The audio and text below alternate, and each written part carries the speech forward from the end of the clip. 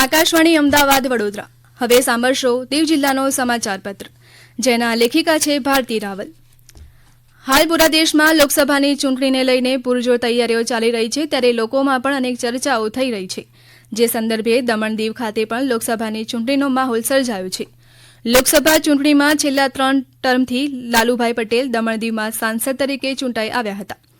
લોકસભા ચૂંટણી 2024માં ફરીથી એટલે કે સતત ચોથી વાર તેમની ભારતીય જનતા પાર્ટીના ઉચ્ચ હોદ્દેદારોએ પસંદગી કરી છે. તેઓ 2 દિવસ દરમિયાન દીવની મુલાકાતે હતા. ત્યાં દીવ બીજેપી કાર્યાલય ખાતે તથા માછીમારો દ્વારા ફુલહાર પહેરાવી અને ચોથી વાર લોકસભા ચૂંટણીમાં સાંસદ તરીકે ચૂંટાઈ આવે તે માટે અભિનંદન પાઠવ્યા હતા. તેમણે દીવ ખાતે પોતાના પ્રચારની શરૂઆત કરી હતી. જ્યારથી લોકસભા ચૂંટણીની ચર્ચાઓ ચાલી રહી છે ત્યારથી અનેક બેઠકોનું પણ આયોજન થઈ રહ્યું છે. દીવ કોહિનૂર હોટલ ખાતે પ્રભારી પૂર્ણેશ મોદીની અધ્યક્ષતામાં બેઠકનું આયોજન થયું હતું, જેમાં નમો એપ્સમાં વધુને વધુ લોકોને જોડવા માટે આહવાન કર્યું હતું. દીવ ખાતે પશુપાલક અને ડેરી મંત્રી પરસોત્તમ રૂપાલાનું પણ આગમન થયું હતું, જેને લઈને વણાકબારા જેટી પર ભવ્ય કાર્યક્રમનું આયોજન થયું હતું. કેન્દ્રીય મંત્રી પરસોત્તમ રૂપાલાના દીવ આગમન થતાં એરપોર્ટ પર તથા સર્કિટ હાઉસ ખાતે પુષ્પગુચ્છ તથા શાલ ઓઢાડી તેમને સન્માનિત કરવામાં આવ્યા હતા. ત્યારબાદ તેઓ વણાકબારા કાર્યક્રમમાં પધારતા પુષ્પની વર્ષા કરી ભવ્ય સ્વાગત કરવામાં આવ્યું હતું.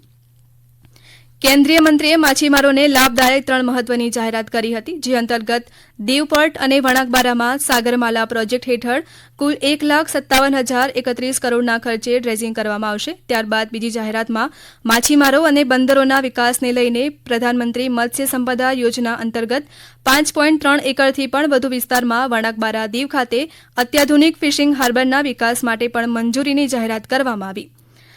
તેઓએ માછીમારોને પ્રોત્સાહન અને રાહત આપવા માટે માછીમારોને હાઈ સ્પીડ ડીઝલના વેચાણ પર 13.5% વેટ માફ કરવાની ત્રીજી ઐતિહાસિક જાહેરાત કરી હતી. ડિઝાસ્ટર મેનેજમેન્ટ તથા એનડીઆરએફની ટીમ દ્વારા દીવ કલેક્ટરના નેતૃત્વમાં સુનામી જેવી કુદરતી આપદાની સામે સુરક્ષા માટે તૈયારીઓના ભાગરૂપે મોક ડ્રીલ સંબંધિત પ્રશાસનીય અધિકારીઓ તથા કર્મચારીઓ સાથે મીટિંગનું આયોજન થયું. ત્યારબાદ વણાકબારા જેટી ખાતે મોક ડ્રીલ યોજાઈ હતી, જેમાં સુનામી કે પછી કોઈપણ કુદરતી આફત આવે ત્યારે તેનાથી કઈ રીતે બચી શકાય અને સમુદ્રમાંથી બચાવ કાર્ય વગેરે કઈ રીતે કરી માનવને કઈ રીતે બચાવી શકાય વગેરે મોક ડ્રીલ દરમિયાન બતાવવામાં આવ્યું હતું. દીવ જિલ્લામાં નશામુક્ત ભારત અભિયાન અંતર્ગત વિવિધ સ્થળોએ કાર્યક્રમ આયોજિત કરવામાં આવ્યો હતો.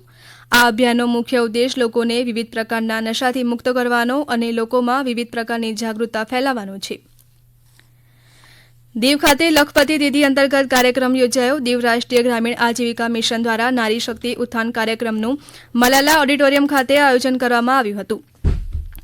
આ કાર્યક્રમ દરમિયાન સ્વયં સહાય જૂથ સાથે સંકળાયેલી 30 બહેનોને લખપતિ દીદીના સર્ટિફિકેટ ઉપસ્થિત મહાનુભાવોના હસ્તે વિતરણ કરવામાં આવ્યા હતા, તથા 12 સ્વયં સહાય જૂથોને રિવોલ્વિંગ ફંડ અંતર્ગત 15,000નો ચેક એનાયત કરવામાં આવ્યો હતો.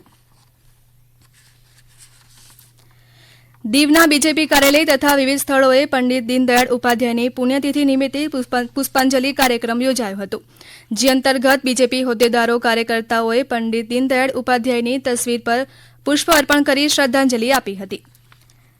દીવ કોર્ટ દ્વારા આંતરરાષ્ટ્રીય મહિલા દિવસની પણ ઉજવણી કરાઈ હતી, જેમાં દીવ સિવિલ જજ અમિત કોકાટે તથા બાર એસોસિએશનના પ્રમુખ સુરેશ ચુડાસમા દ્વારા લોકોને મહિલાઓના કાનૂની અને કાયદાકીય માર્ગદર્શન પૂરું પાડ્યું હતું.